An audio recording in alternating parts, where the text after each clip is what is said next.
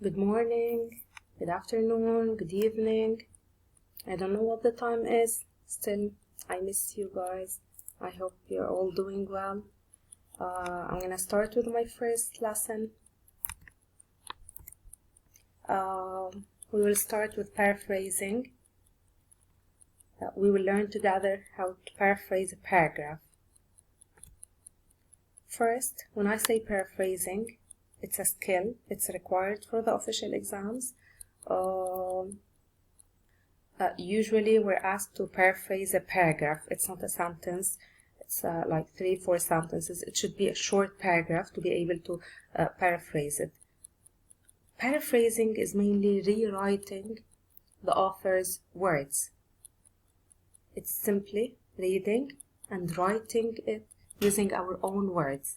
I have to keep the same length. I should keep the same meaning.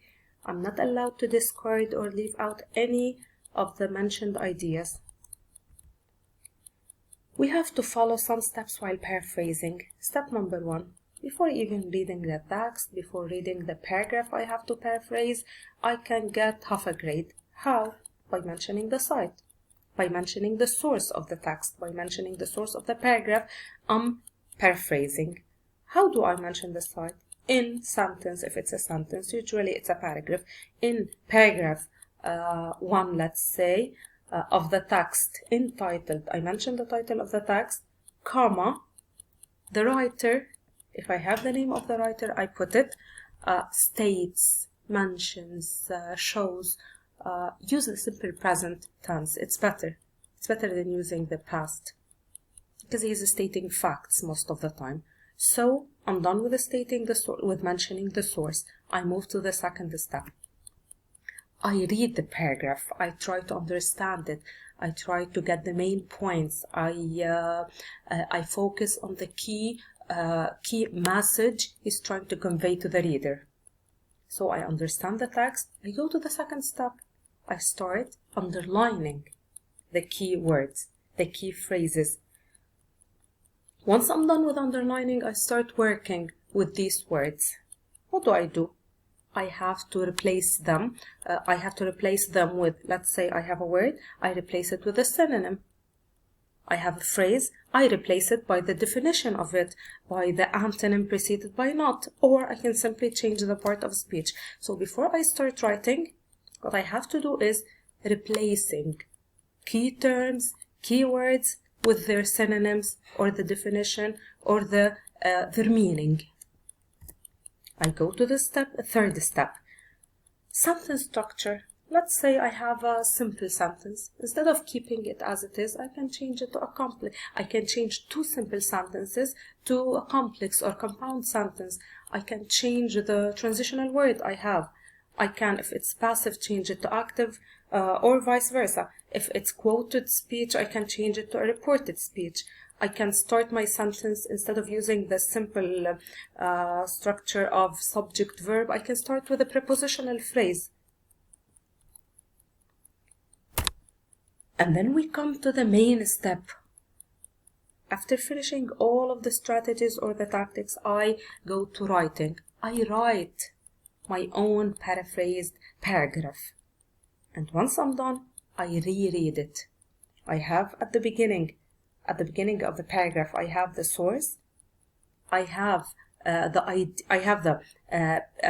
ideas mentioned in the original paragraph, but using my own words, my own structure. I don't have the same meaning. I don't have the same words mentioned in the original paragraph. I don't have the same structure. Almost all of the words are changed, but the meaning is the same. So I'm on the safe side. This is an example. Here the question, it's from the official exam. The question is, paraphrase the last sentence of paragraph 9. Usually I told you it's a paragraph. For companies to flourish, attracting and retaining female talent is crucial. It does not make any sense for employers to discriminate against women in their workforce. What do? I start with the source. In paragraph 9 of the selection, working mothers face discrimination, comma, the writer states, I start with replacing the words with their meaning, with their synonyms. flourish, develop, attracting female talent, empowering the female worker, discriminating against women in their workforce, so providing suitable working conditions. So as simple as that, try to find different phrases, try to find different words.